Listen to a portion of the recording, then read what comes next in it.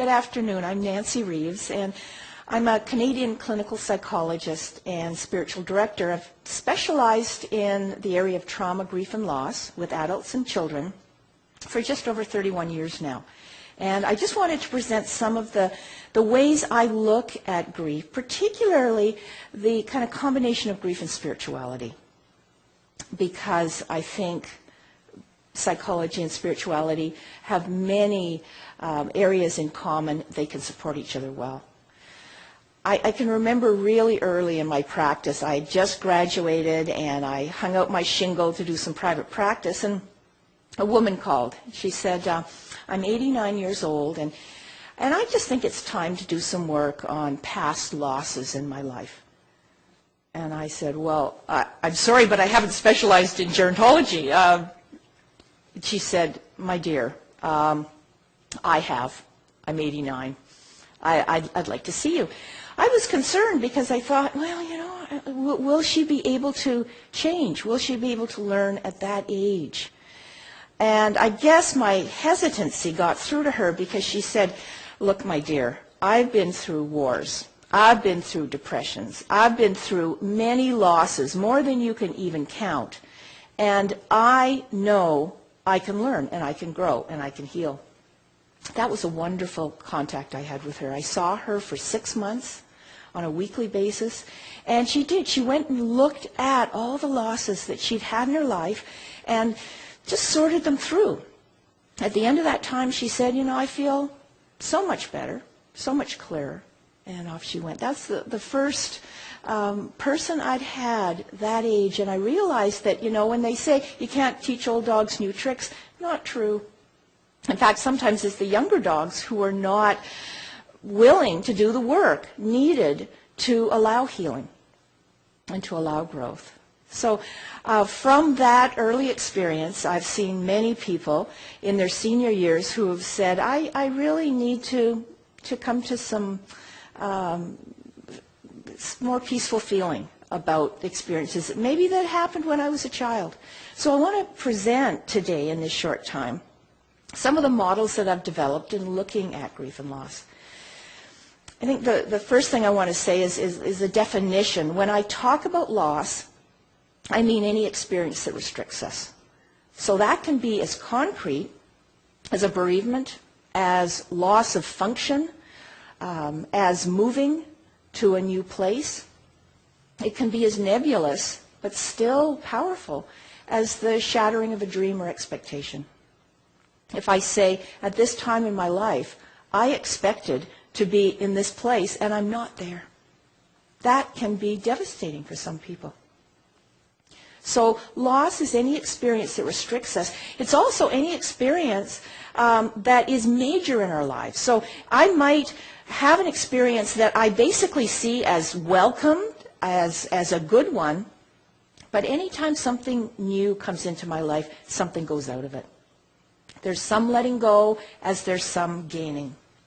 And I believe that if we can learn to handle loss well, then we can deal with whatever life throws at us. The grieving process is the way we do that. It's the way we heal. And it's holistic. We don't just grieve on one dimension. Many people come to me and they are aware of the physical symptoms of grief. They're not sleeping well, their appetite is changed, they're crying all the time, they're having a lot of physical issues. And that's a big one for sure. That's not the only one, because we also have a lot of mental changes. Poor concentration, difficulty making decisions, poor short-term memory.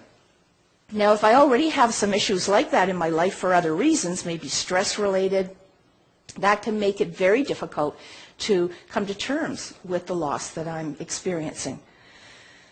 Emotional. A lot of people are so aware of the emotional aspects of loss. Sadness, anger, despair, loneliness, sometimes peace, sometimes relief.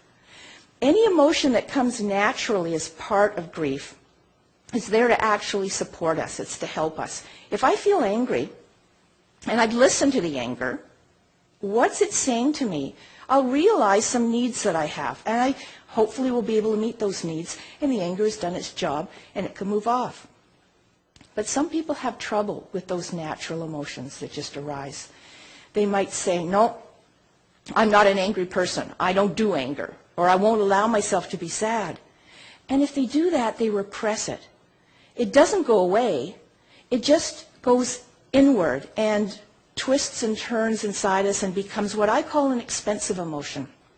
Instead of a natural, normal emotion that's there to help us, it's an expensive emotion. It takes a lot of energy to experience. Anger, pushed in, turns into bitterness, turns into resentment. And if you've ever known anybody who's bitter, they'll deny they have an issue. You know, oh no, I'm past that. But every time they come close to that topic, all this poison comes out. They don't live well. They pull away from others. So I call it expensive because it takes a lot of our energy. It takes a lot of our time. It makes us withdraw. It doesn't allow healing. On the other hand, somebody might say, I need to be angry in order to get through this experience. And they magnify it. They make it stronger. It turns into another expensive emotion, hate, vengeance. And if you know anybody who experiences those, they are so wrapped up with them. I had one woman who for a year said to me, I'm very angry, I'm very vengeful. I won't go out and do anything about it, but I feel like he should pay. For a year she felt that way. And one day she came in and she said, you know, this vengeance is getting really pricey. I was in the grocery store today. Somebody bumped me. I knew it was a mistake with their cart. Just not too hard, but I turned around and I screamed, I hate you and I hope you die. We get so good at those expensive emotions. You know, they take us over. Sadness, whether it's pushed inward or outward, becomes despair. Despair directed into ourselves or despair about the world.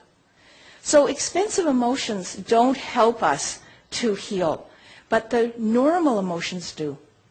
So I encourage people to get back to those and to learn how to experience them well, and then they do their job. We don't just have these three, though, the physical and the mental and the emotional. We also have a spiritual dimension. People say to me, well, I don't have a religion, so I guess I'm not spiritual. I say, well, we all have a spirituality. Some people have their spirituality supported by, structured by a particular religion, and others don't. But I see spirituality as the way we make meaning out of the world, where our values and beliefs live. A fellow came to me, and he'd had a whole series of losses. His name was Joe, and he said quite easily how he was affected, impacted by his loss on a physical, emotional, and mental level. And then when I said, well, what about on the spiritual level? And explained to him what I meant, he said, no, I'm just a normal guy. I don't have values and beliefs. I said, well, how many banks have you robbed lately? He said, what do you mean? I haven't robbed any banks. I said, why not? You might get caught. He said, no, it's just not right. I said, those are values. Those are beliefs that you hold. And he was surprised, but he realized it was those values, it was those beliefs that were supporting him and keeping him from doing things that he would really regret. So the grieving process is holistic. The way we experience loss is holistic. And at one time or another, one of these dimensions will be stronger, and at other times it will be weaker. But by understanding that, I think it can support people in their path through loss. People say very frequently to me, well, do I have to go through the grieving process if I have a strong faith? You know, surely if I have strong beliefs, then I will just be able to sail through it. Actually, if you have strong beliefs, you're going to probably feel more deeply, because you won't just be concerned about yourself. You'll be concerned about others as well. Other losses will touch you, more losses than for somebody else who isn't thinking or is only thinking of themselves. The grieving process is a healing process. We see in Scripture Jesus grieving frequently. He grieved when he saw others in pain. He grieved when he was concerned at how others were being. he grieved a lot. He was touched by the pain of others. So I see the grieving process as God-given, and it's the way that we heal. There's a big difference, though, between healing and cure. And some people say, you know, I've been hoping for healing, I've been praying for healing, and God's not listening. Nothing has changed. I still have my cancer, or my friend still has to have heart surgery. And I say, well, what would healing look like? And they say, well, that the cancer is gone, that the condition is just not in my life anymore, that an estranged relationship is back the way it used to be. And I say, well, that's cure. That's not healing. That's cure. And sometimes cure happens, but often cure doesn't happen. It is fine to hope for cure. It is fine to pray for cure. I just invite people to add to that praying for healing, because healing is quite different than cure. Healing is being given what we need to live well with a situation that's in our lives. And it may be that through the healing, through changing our perceptions, changing the way we live, cure comes. It could be that way. But I bet you know people who have been healed and not cured. Healing is being given the strength or the love or the forgiveness, the acceptance, the guidance, whatever it is that we need to live well, it's being given that, and yet still having the chronic condition or whatever in our lives. And I bet you know people who have had that experience. They're role models for us. We look at them and say, I'd like to be like that person.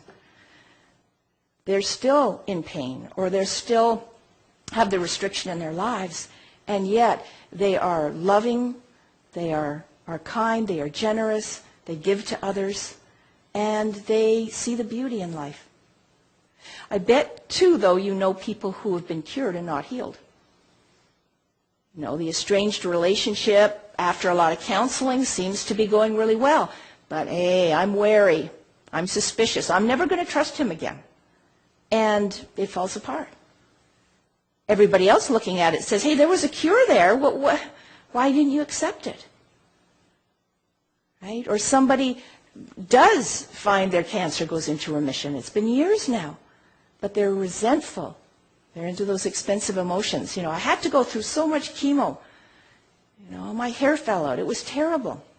And they won't let that go. So we look at them and say, you're cured, but you're definitely not healed. So to be able to see the distinction between the two of those, I think really can allow people to see where the healing might be. And then maybe cure will happen. A woman came to a workshop of mine a few years ago, and it was March, and she said, you know, I've been praying for healing. My cancer is getting worse. I'm you know, they're giving up on me.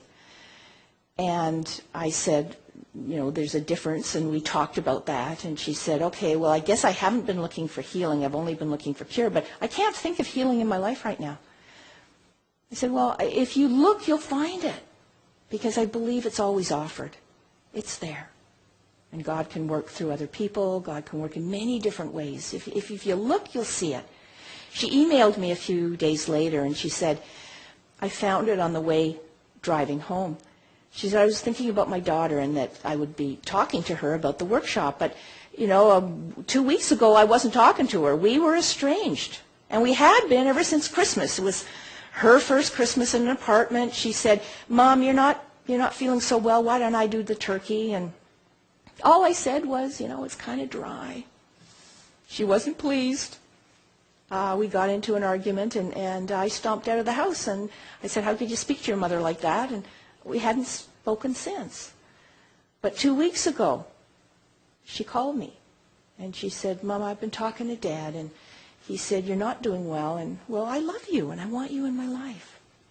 So please, could we be friends again? She said, I've been so grateful for that. We've had daily phone contacts. She's coming out to visit next long weekend. That's healing, she said. It has changed the way I view my life. But I hadn't thought of it. I mean, I was grateful, but I hadn't really thought of it as healing. And now that I do, it has changed my perception. I still want cure. But the healing is very important. So the grieving process is about healing. It's about healing. And we don't just grieve for the fact of a loss. We grieve for the meanings and the implications of it. So my mother dies, your mother dies. We could say, oh, well, we know what we're experiencing because we're having the same loss. Not really, because we may have very different meanings to this loss. I might have found out at the funeral when I talked to her doctor that if she'd only gone a year ago and done the tests he'd wanted her to have, that she might be alive today. And I'm devastated by that. I'm angry at her because I'd asked her to go and she'd said she would and she didn't. So I'm angry. And that's perfectly valid. You might be very sad feeling that your best friend has died. So we have meanings on many different levels. We have personal meanings, the interpersonal implication. What does it mean to me as a person that this loss is in my life? If I say, I don't think I did well, I didn't care for my mom the way I wanted to when she was dying, that's going to hurt my self-esteem. I'm going to have a lot of issues around that, a lot of feelings around that. On the other hand, if I say, if somebody had told me a year ago that my husband would be diagnosed with Parkinson's, I would say, I can't handle it. I won't be able to cope, but I am coping. I'm proud of myself. I hate that this is in my life, but I'm proud of how I'm dealing with it. And that person, self-esteem is enhanced. So to be able to get a sense of how the person feels in their own self about this loss can be very important in knowing how to help them. There's also interpersonal implications. Relationships change. I can remember early on, I saw a couple who were grieving the loss of his mom, and it was really hard for both of them because they'd been very close to her. Well, the woman liked to have a hug when she came in and when she left. And one day she came in and she said, I've been feeling really depressed for 3 days, and all I could think of was this session where you'd give me a hug. Her husband said, you didn't tell me you wanted a hug. I could have given you one. She said, yes, I know, dear, but Nancy hugs better than you do. I call out the helping hand strikes again. Out of our compassion, our caring, our kindness, our love, we may get in the way of relationships. And it's very important that we ask people, where do you get your support? Who or what gives you that support? It may be my dog. There would be many people in my life. I, as a helper, don't want to get in the way of that. If, for example, I have a friend who comes in every afternoon and talks with me and shares, then as a helper, I don't want to do a lot of sharing with that person because I'm going to leave and the friend's going to come and the person's going to say, I'm all talked out. I had a good chat with Nancy and I don't need to see you. We need to realize that as helpers, we are part of a large support system. Now, some people realize their support system, some may not. And maybe we can help them to see. I often will have meetings where I invite a person to bring in everyone who is supportive in their life. And we just talk about who is doing what. I don't, as a helper, I don't want to get in the way of that. And I don't want to be the helping hand that strikes again.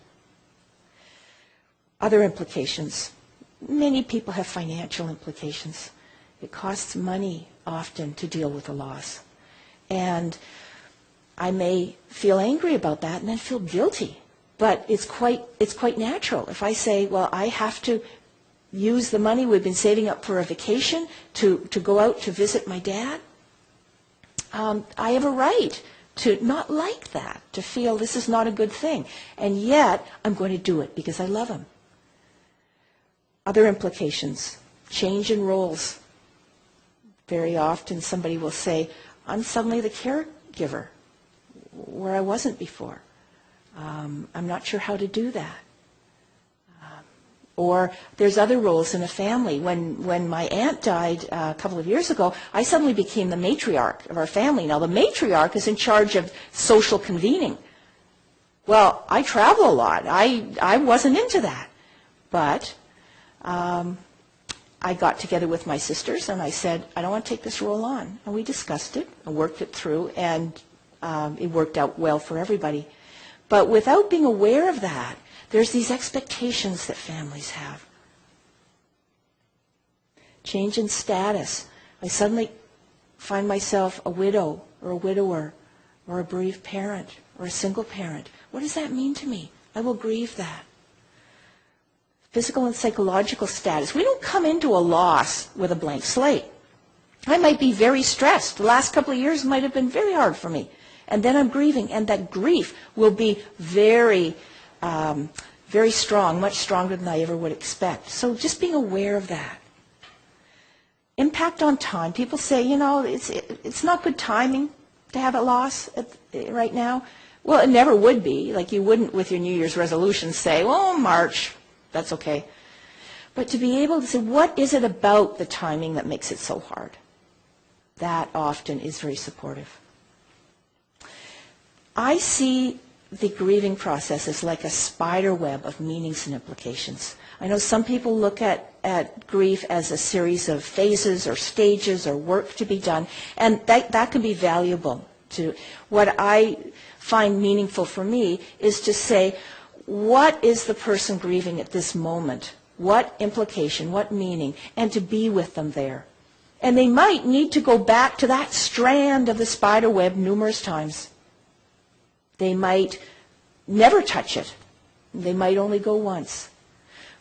Some implications don't become relevant for years down the road. That's the experience called an anniversary reaction, where there'll be a surge of grief again. Maybe the same age, you reach the same age your parent was when she died. You will go through some grieving that you couldn't have done earlier. So the grieving process can go on for a long time, but that doesn't mean it needs to be restrictive. I've had many people ask, how do I know when I'm ready to make a change after a loss? Or, I don't feel like I have any energy. I developed this model in the 80s to kind of take both of those questions and concerns and deal with them.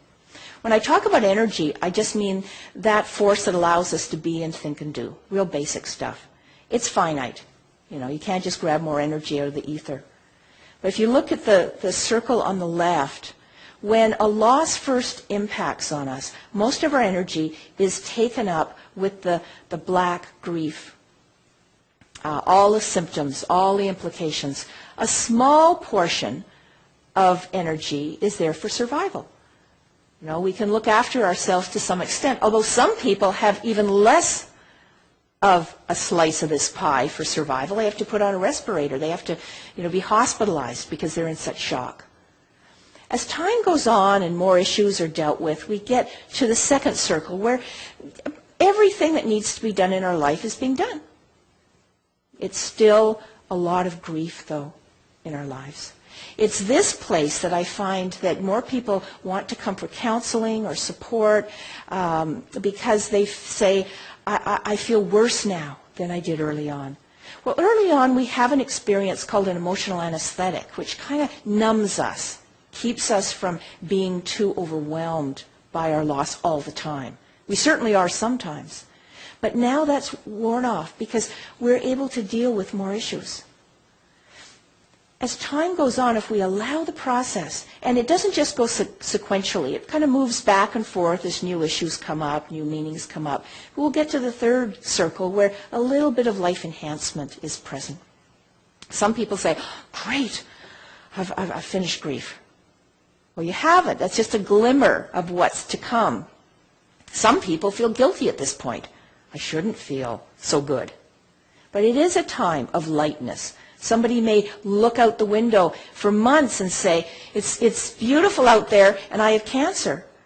And now they look out and say, it's beautiful out there. And they're not automatically thinking of and feeling their loss. The last circle is just to show that we never do get to a point where there's closure, where nothing can touch us about this loss, because we're caring, compassionate, loving people. And we will always, the important losses in our lives will always touch us at some point. But they don't have to be restrictive. In fact, they can make, and this is where it really ties into spirituality, they can make life more precious. Because we know that someone can die or be injured, it's more precious. Relationships, life. So if somebody's wanting to make a major decision, major change in their lives, have another child, get into a new relationship, a new job, move from the family home, it takes energy. And if you're in the first, second circle, the energy for that change, not just physical energy, but emotional and spiritual and mental, will come from grief or will come from survival. And you won't feel you're coping well. If you wait until you've got a little bit of life enhancement energy, that gets wiped out. And people start resenting the change. You know, I thought it was going to be good to get back to work, and, well, I don't have any enjoyment anymore. Best to wait sometime between the third and fourth circle, where you have enough energy for life enhancement and still are able to take on this new part of your life. Some people reach that place in a few weeks. Some people, more often, it's some months down the road. Some people, with some implications that are so difficult to deal with, it could be years. But I find if people can monitor their energy and support themselves through that, it makes it a lot easier. Some people, if they have chronic conditions, might need 3/4 of their energy going to survival. It's not just a few things that I have to do for survival in my life. It's a lot of things. One man said, it takes me till noon to have people get me dressed and bathed and fed, and then, I'm ready for a nap. So in that case, we have to be very creative at how to bring life enhancement energy into this whole picture. So the energy model, just being aware of that.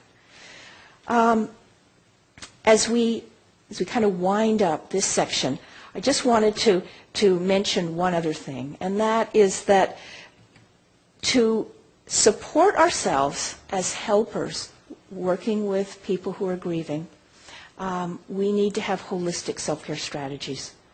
I really believe that unless we are touched emotionally by the people that we care for, we're not going to be very helpful to them. We might as well be a machine. And so I talked about the 4 different dimensions of grief. We need self-care strategies in those 4. I get some helpers that come to me and say, well, I'm doing lots of things. I'm jogging and I'm dancing every weekend and I have bubble baths. And I say, well, so you're doing it great on the physical level. But what about the emotional? What about the mental? What about the spiritual? Or somebody else who will say, well, I do a lot of spiritual practices. Okay, do you use your body? Or when the stress is on that level, in that dimension, you have to be aware of it. So if we can look to see what self-care strategies would be helpful for us in each of those 4 levels, I think we will not burn out or develop compassion fatigue. Also, to help people that we work with to have self-care strategies will empower them. I'm all about empowering. The grieving process is healing. The way we deal with loss can help us grow, can help us to live in a way that fits for us. Thank you so much for being here. I know that there'll be some time for questions, and I think that's going to be on a different video. So the material for this presentation is out of 2 of my books. I have 8 books published, and Path Through Loss, which is a workbook. It's got a structured journal in the back for those who like that. It also has a lot of my models in the front. Found Through Loss has 2 CDs in the back, and it's stories of healing and of growth, all different kinds of loss, and often book groups do those, or individuals or families.